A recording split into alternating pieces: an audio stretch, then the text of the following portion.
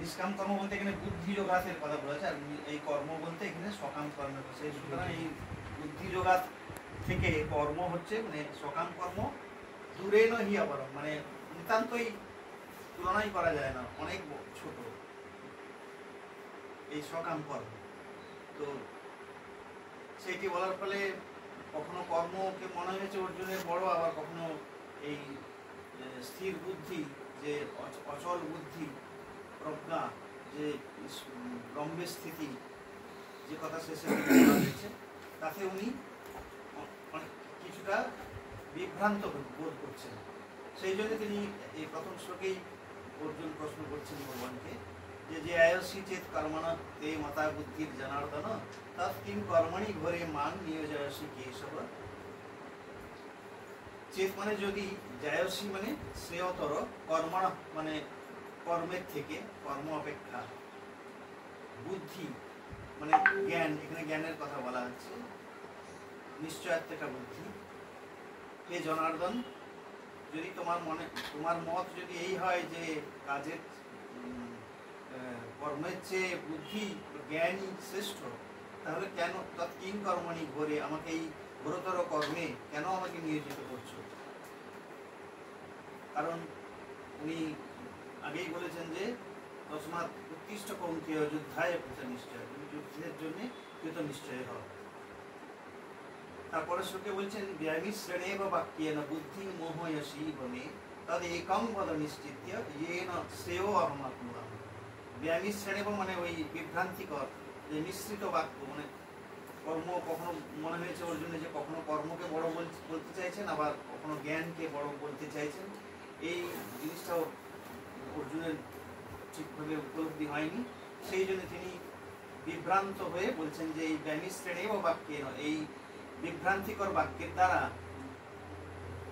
মেয়ে মানে আমার বুদ্ধি মোহসী, যেন যেন যেন বুদ্ধি আমার মোহগ্রস্ত হয়ে যাচ্ছে তোমার এই বিভ্রান্তিকর বাক্য। মানে সুতরাং একং বলো নিশ্চিত, এই দুটির মধ্যে একটি বলো নিশ্চিত রূপে, যার দ্বারা শ্রেয় আমি শ্রেয় লাভ করতে পারি, যে সঠিক পথে আমি পরিচালিত হতে পারি, আমাকে সেই কথাটা তুমি আমাকে নিশ্চিত রূপে বলো, ঠিক করে বলো যে কোনটা আমি পালন করবো। তখন আবার শ্রী ভগবান উবাচ, তিনি আবার ভগবান আবার বলতে শুরু করলেন যে লোকেস্মিন বিবিধা নিষ্ঠা পুরা প্রোক্তা ময়ানঘা জ্ঞান যোগেন সাংখ্যানাং কর্মযোগেন যোগিনা। লোকেস্মিন মানে এই লোকে, ইহলোকে, এই জগতে দু রকমের নিষ্ঠা আছে। নিষ্ঠা বলতে আমরা জানি যে কোনো কাজের প্রতি যে স্থির মনোভাব আছে, সেটাকে নিষ্ঠা বলে। আমি আগে বলেছি অনঘ মানে হচ্ছে, অঘ মানে পাপ, অনঘ মানে পাপ নিষ্পাপ। আমার দ্বারা ময়া অনঘ, আমার দ্বারা হে ময়া, হে অনঘ মানে অর্জুনকে নিষ্পাপ বলে সম্বোধন করছেন এখানে।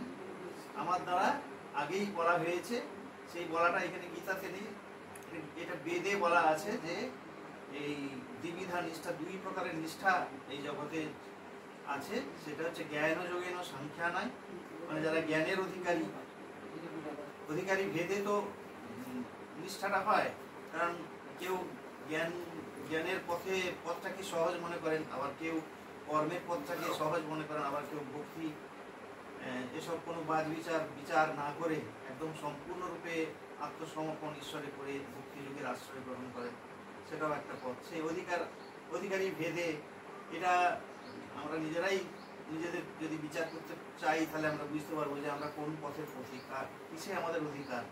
আমাদের জ্ঞানে অধিকার আছে না কর্মে অধিকার আছে, নিষ্কাম কর্ম আমরা করতে পারছি কিনা।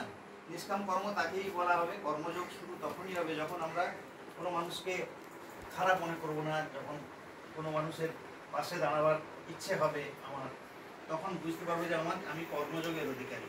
আর জ্ঞান যোগ তখনই হবে যখন মানুষ বুঝতে পারবো আমি যে এই পৃথিবীতে এসেছি, এই তো জিনিসগুলো আমার কিছুই আনিনি, এরকম আমরা শুনতে পাই জগতে।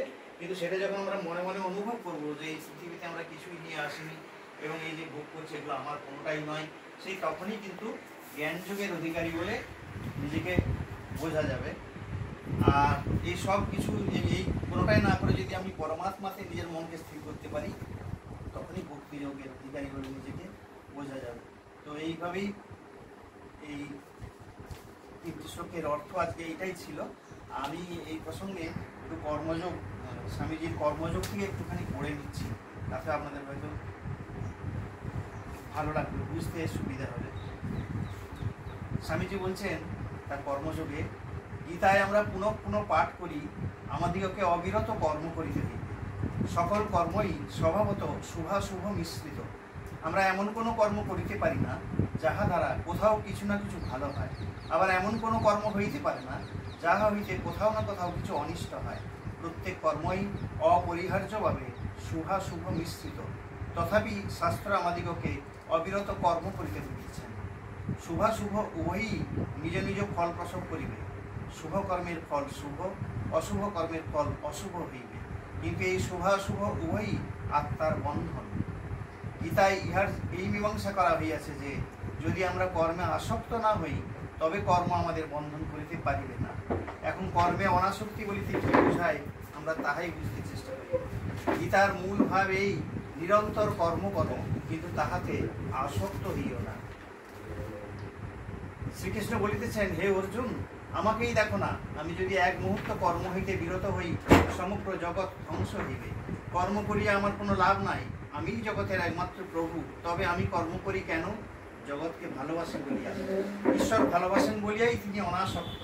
প্রকৃত ভালোবাসা আমাদিগকে অনাসক্ত করে। যেখানেই দেখিবে আসক্তি, পার্থিব বস্তুর প্রতি এই আকর্ষণ, সেখানেই জানিবে উহা প্রাকৃতিক আকর্ষণ। ভালোবাসায় কোনো দুঃখকর প্রতিক্রিয়া নাই, ভালোবাসার প্রতিক্রিয়ায় কেবল আনন্দই হইয়া থাকে। ভালোবাসিয়া যদি আনন্দ না হয় তবে উহা ভালোবাসা নয়, অন্য কিছুকে আমরা ভালোবাসা বলিয়া ভুল করিতেছি। যখন তুমি তোমার স্বামীকে, স্ত্রীকে, পুত্রকন্যাকে, সমুদয় পৃথিবীকে, বিশ্ব জগৎকে এমনভাবে ভালোবাসিতে সমর্থ হইবে যে তাহাতে কোনরূপ দুঃখ, ঈর্ষা বা স্বার্থপরতার প্রতিক্রিয়া হইবে না, তখনই তুমি প্রকৃতপক্ষে অনাসক্ত হইতে পারিবে। এই অনাসক্তি লাভ করা একরূপ সারা জীবনের সাধনা বলিলেও হয়, কিন্তু উহা লাভ করিতে পারিলেই আমরা প্রকৃত প্রেমের লক্ষ্যস্থলে উপনীত হইলাম এবং মুক্ত হইলাম। তখন আমাদের প্রকৃতিজাত বন্ধন খসিয়া পড়ে এবং আমরা প্রকৃতির যথার্থ রূপ দেখিতে পাই। প্রকৃতি আমাদের জন্য আর বন্ধন সৃষ্টি করতে পারে না। স্বামীজির এই কথাগুলি দিয়ে আমি আজকে গীতা পাঠ এবং ব্যাখ্যা করার চেষ্টা এখানে আমি শেষ করলাম।